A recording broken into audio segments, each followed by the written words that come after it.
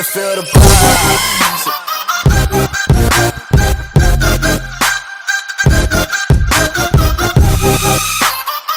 Why you always in the mood? Fuck around like I'm brand new.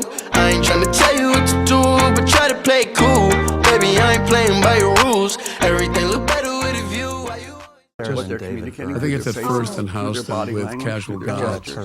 And, you know, you can walk to a deli to buy some Coke. We really read on And, you know, you can walk to a deli to buy some Coke.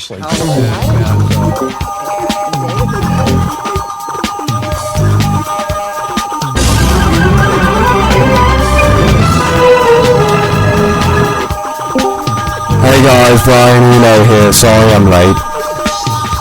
What are we watching? Alright. Shit, sorry guys, on mute. That's my bad, guys.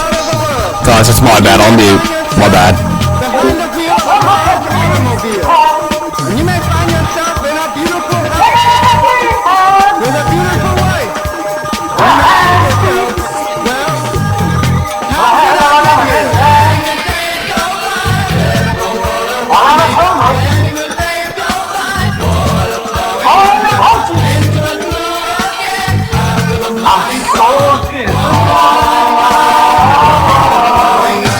And you may ask yourself, how do I work this? And you may ask yourself, what is that Rolls automobile?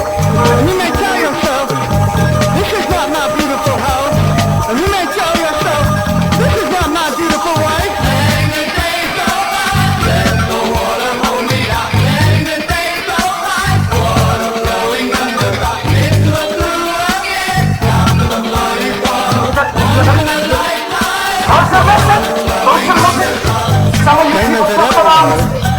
Same as it ever was.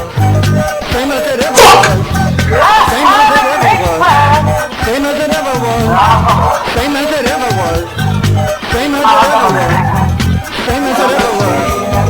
Water diving and water removing. There is water at the bottom of the ocean.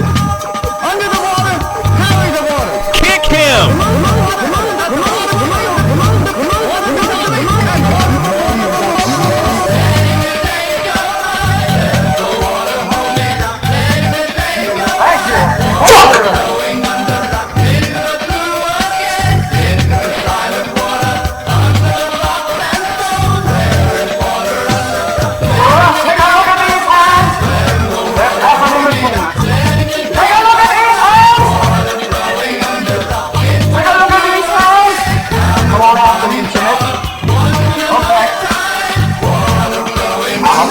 You may ask yourself, what is that beautiful house?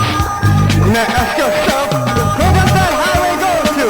And you may ask yourself, am I right? Am I wrong? And you may say to yourself, my God, what have I done?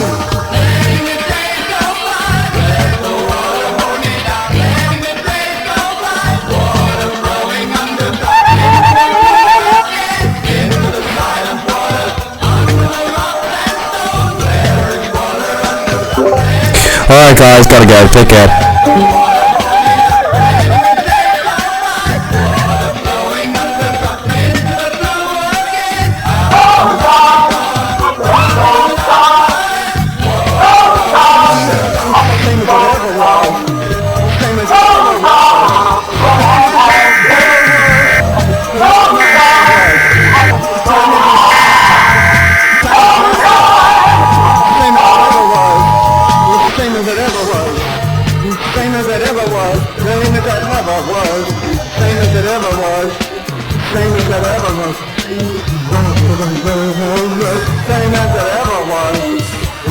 Twister comes. Here comes the twister. Same as it ever was. As it ever was. Same as it ever was. Same as it ever was. Once in a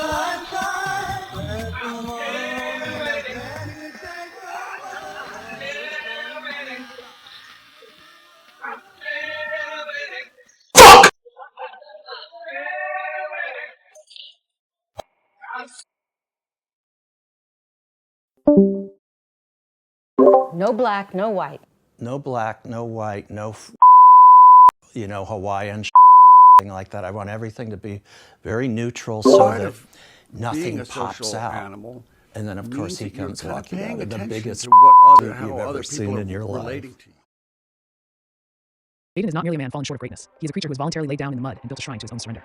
His life is a tapestry of inertia, stitched together with a thread of self-inflicted failure and willful apathy. He is not weathered by misfortune. He is allergic to effort. He survives not by merit, but by milking the reluctant charity of strangers and systems. His sole commitment is to his EBT card, which he wields like a knight's sword, mistaking government subsistence for glory. He treats assistance not as a stepping stone, but as a hammock, swinging gently while the world passes him by. To speak of employment with Jaden is to speak of myth. The moment a job requires even the faintest exertion or, heaven forbid, a rejection, it collapses like a poorly pitched tent. One denial is all it takes. A single no, and man unravels, declaring the workforce a cruel and rigged invention designed specifically to oppress him. Perseverance is a foreign language he refuses to learn. Instead, he declares himself a victim of fate while clutching fast food receipts like war medals. He has no funds of his own, no license to his name, no motor to his ambition. He floats through the world as flotsam does on the tide, begging for rides, borrowing money, and always promising repayment in that mythical later that never arrives. He contributes nothing but takes as though born to entitlement. He pilfers the insignificant, not out of hunger, but out of compulsive pettiness that reveals the state of his soul.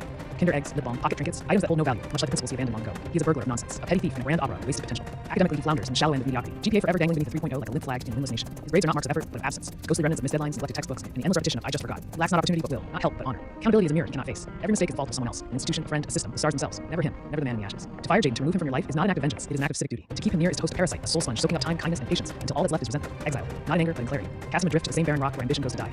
Regard these words as you would a sacred scroll. Should they reach his eyes, I cannot guarantee your safety. For I have dared to speak of Jaden once before, and I lost my livelihood, my family, and a limb that still whispers his name in the night. He will not merely retaliate, he will haunt. So hear me clearly, rid yourself of him. Banish his presence from your schedule, your gas tank, your wallet, your thoughts. And if mercy still holds meaning in this collapsing world, deliver him a roundhouse so pure, so celestial, that it creates a crater he can call home. Only then will the healing begin. Let him be a lesson. Let him be